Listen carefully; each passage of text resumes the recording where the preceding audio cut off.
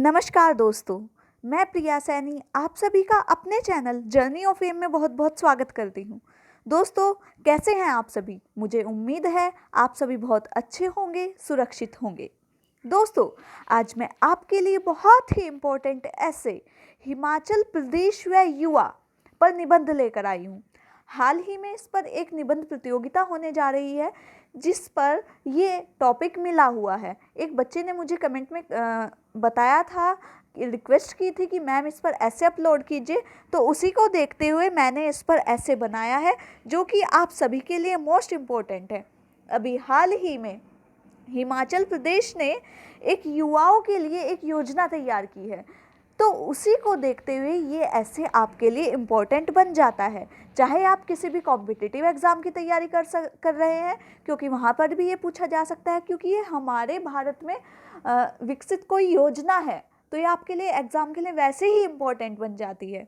दोस्तों, अगर आपको इसकी पीडीएफ चाहिए तो आप हमें टेलीग्राम पर ज्वाइन कर सकते हैं, जर्नी ऑफ फेम के नाम से आपको मिल जाएगा।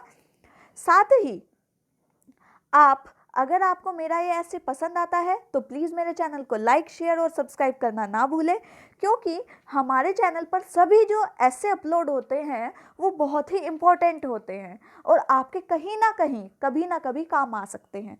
तो चलिए देखते हैं। जैसे कि आप सबको पता है कि हम अपने ऐसे की स्टार्टिंग कैसे करते हैं, एक कोटेशन से करते हैं। तो कोटेशन क्या है?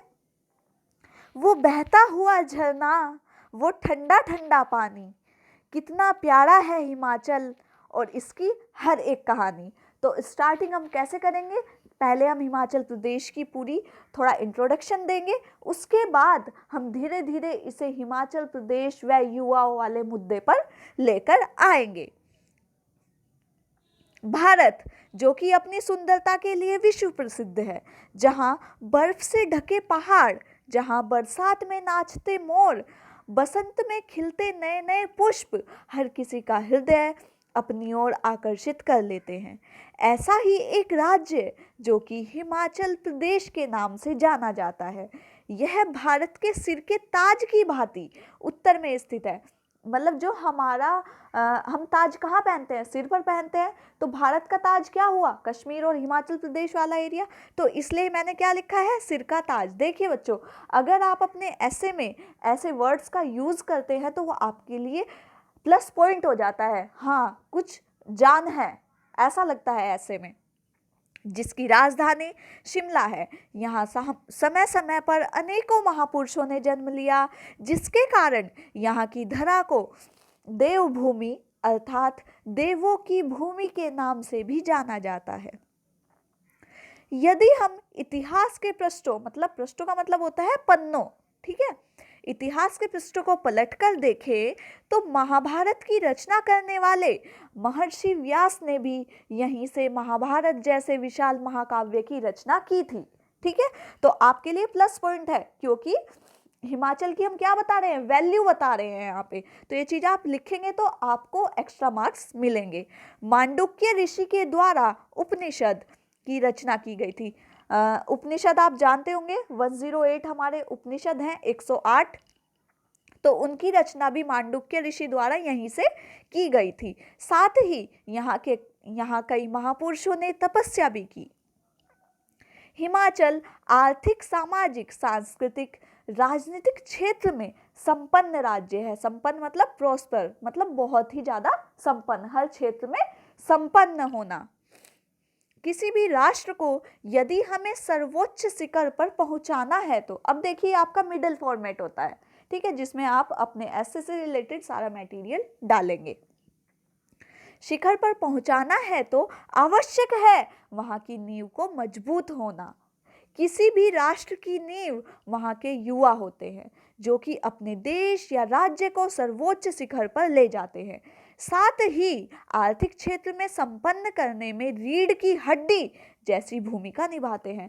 कि कोई भी व्यक्ति अगर उसकी रीढ़ की हड्डी ना हो तो क्या वो सीधा खड़ा हो जाएगा? नहीं होगा। इसी तरह किसी भी राष्ट्र की रीढ़ की हड्डी कौन है? वहाँ के युवा हैं, वहाँ के जो युवा व्यक्ति हैं वो हैं।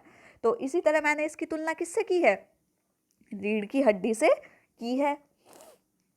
आगे देखिए बच्चों, स्वामी विवेकानंद जी द्वारा भी कहा गया है कि युवा ही देश का भविष्य है। ठीक है, उन्होंने भी ये बात कही थी।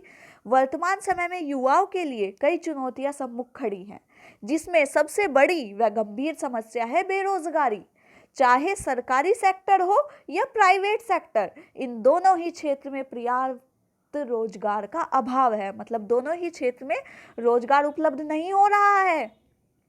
इस गंभीर समस्या से निपटने हेतु हिमाचल प्रदेश की राज्य सरकार ने इसी दिशा में कदम उठाए हैं, जो कि राज्य के युवाओं के लिए स्वरोजगार को बढ़ावा देगा। इसके लिए मुख्यमंत्री स्वावलंबन योजना को प्रारंभ किया गया है, जो कि नई नौकरियों व स्वरोजगार को बढ़ावा देगा। स्वरोजगार क्या होता है बच्चों? मतलब अपना कोई रोजगार खड़ा करना। जैसे मेरे पास कोई गवर्नमेंट जॉब नहीं है, मेरे पास कोई प्राइवेट जॉब नहीं है, तो मैं क्या कर सकती हूँ? अपना बिजनेस शुरू कर सकती हूँ। अपना बिजनेस, जैसे मैंने एक रेस्टोरेंट खोल लिया तो मेरा बिजनेस हुआ। ठीक है, तो उसी को बढ़ावा देने के लिए यह स्वावलंबन योजना किसने चलाई है? हिमाचल प्रदेश ने युवाओं के लिए चलाई है, ताकि वो अपने पैरों पर खड़े हो सके। अब इससे रिलेटेड मैंने एक कोटेशन बनाई है। अगर आपको कोटेशंस ऐसे अच्छा लग रहा हो तो प्लीज़ दोस्तों लाइक, शेयर और सब्सक्राइब करना ना भूलें। मुझे आपका बस इतना ही सपोर्ट चाहिए, और ज़्यादा मुझे आपसे कुछ नहीं चाहिए। सिर्फ आप मेरा इतना सपोर्ट कीजिए तो मैं आपके लिए कुछ ना कुछ बेहतर लेकर आती रहूँगी। देखिए कोटेशन क्या है?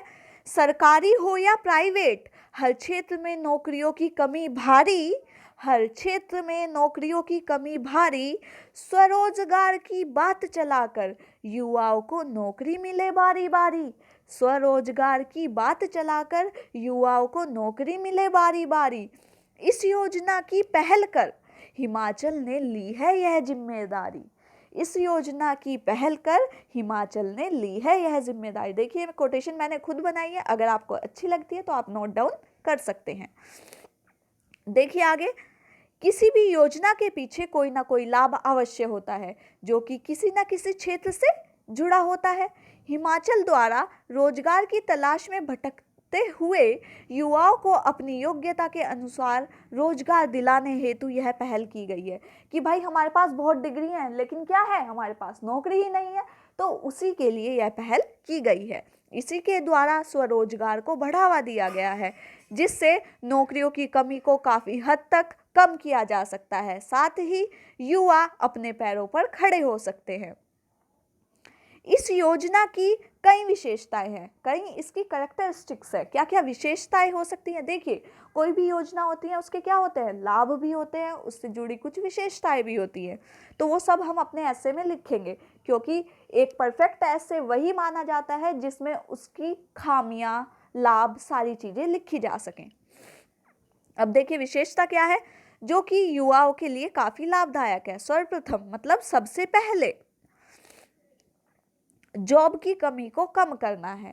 युवा नौकरी की तलाश में भटकने के स्थान पर खुद का बिजनेस शुरू कर सकें, जिसके लिए उन्हें हिमाचल राज्य सरकार द्वारा लोन भी उपलब्ध कराया जाएगा।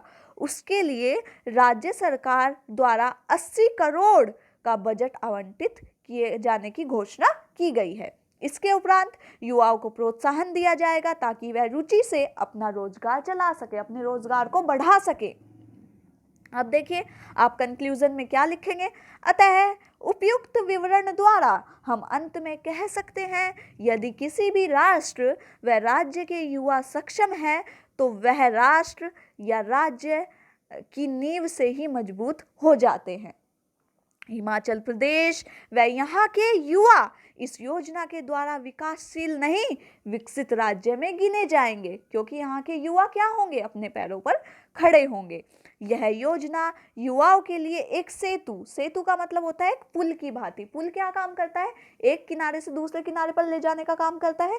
तो उसी तरह यह योजना एक सेतु का काम करेगी, जो कि उन्हें स्वर्णिम प्रकाश व उन्नति उपलब्ध कराएगी।